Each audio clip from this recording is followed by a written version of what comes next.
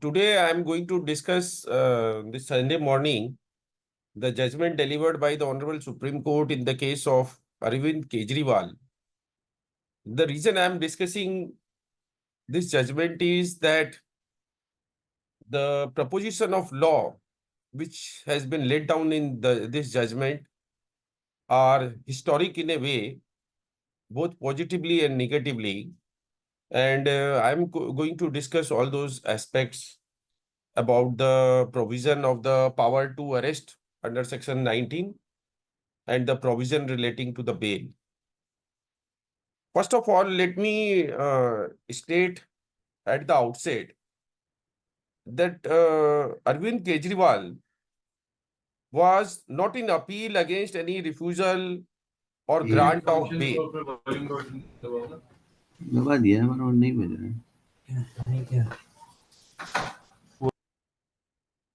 So Arvind Kejriwal challenged the very validity of arrest under Section 19 of the PMLA Act. Now, under Section 19 of the PMLA Act, there are three conditions which must be satisfied before the officer who is in the rank of director, deputy director, assistant director, or an authorized officer, he can exercise his power to arrest. And these conditions are that the officer must be having some material in his possession, and on the basis of some material, he has formed and recorded in writing reason to believe that the person should be arrested and that he is guilty of offense punishable under the Prevention of Money Laundering Act. And the person arrested as soon as possible must be informed of the grounds of arrest. So these are the preconditions which acts as a stringent safeguards to protect the life and liberty of a person. So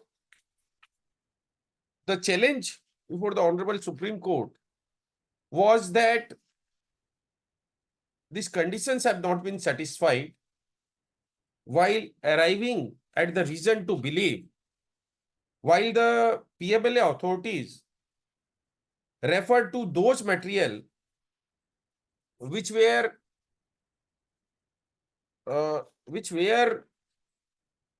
examined, which were against the Arvind Kejriwal. So the allegation was that the exercise was undertaken in a predetermined and biased manner, and the PMLA authority did not refer to all or the entire material in their possession. They only referred to those materials which were holding or which were going against Arvind Kejriwal. They selectively picked up those materials which were implicating in nature and ignored those material which were in favor of the Arvind Kejriwal. So they ignored they selected implicating material and ignored the exculpatory material. So there was an attempt to not evaluate all the material in their possession and evidence and record, and several co-accused were threatened and they were coerced to accept the version of facts which PMLA authorities were alleging.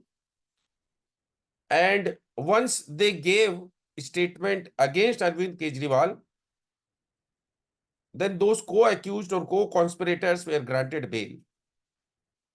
So after obtaining the statement implicating Arvind Kejriwal,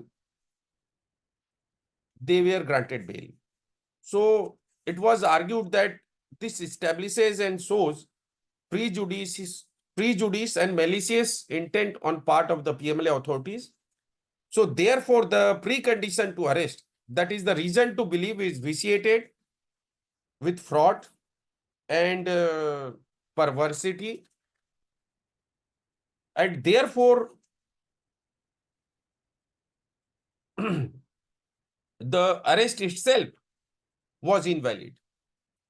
here it is important to note that why Arvind Kejriwal did not go for bail.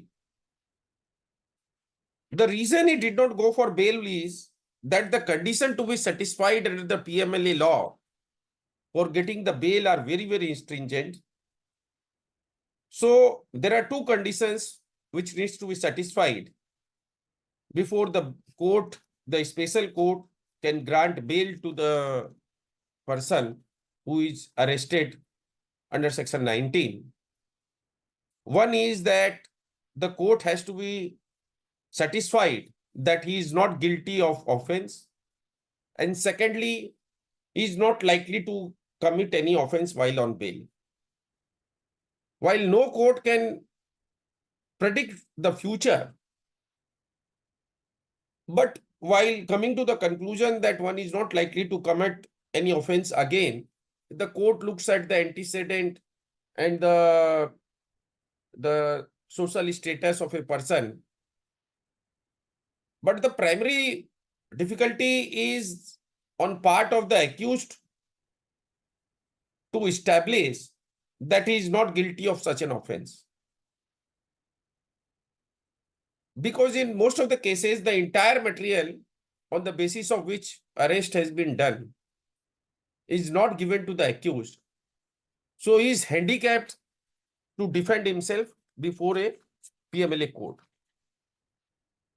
So therefore, the lawyer or the advocate of Arvind Kejriwal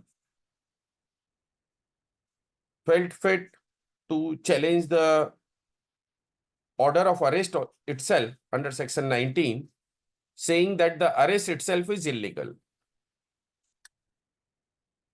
Now, while examining Section 19, I would like to discuss some of the observation of the Supreme Court. Supreme Court said that the officer cannot act arbitrarily and he should exercise power of arrest by fulfilling all the conditions.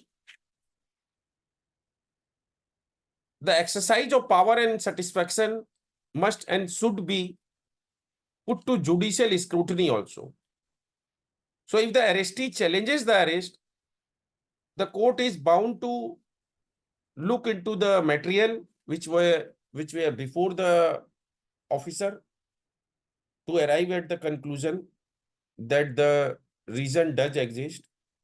And the reason to believe cannot be equated to suspicion, because suspicion requires lower degree of satisfaction and does not amount to belief. Under CRPC, a arrest may be done on mere suspicion also. But under the PML Act, the belief is beyond speculation or doubt, and it must be on the basis of some cogent material. The reason that the power to arrest itself is stringent in the PML Act is because the condition of getting bail is also very, very stringent. So that is why the threshold requirement to be met before the officer exercises power to arrest is compared to CRPC is more stringent. And court said that not only the grounds of arrest, which is specifically mentioned in the Section 19, the reason to believe should also be furnished to the as arrestee to enable him to exercise his right to challenge the validity of arrest. Now, while giving the reason to believe, all the material which is forming part of the reason to believe should also be made available to the arrestee. The court said that in one of case, it may not be feasible to reveal all the material, including the name of witnesses and the details of document when the investigation is still in progress. But at the same time, the court said that this will not be position in most of the cases, and the court should record the reason in writing for not furnishing those documents which they believe will cause harm to the cause of the department, and it may thwart the process of investigation. So only in exceptional circumstance, the material which are forming part of the reason to believe may not be furnished. But in most of the cases, there is no reason that those material should not be given to the arrestee.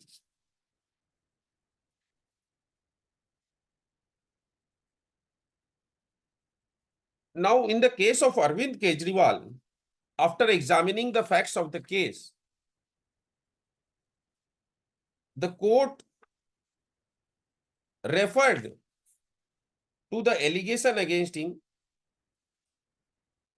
and said that while it is correct that all material should be looked into while exercising power of the arrest,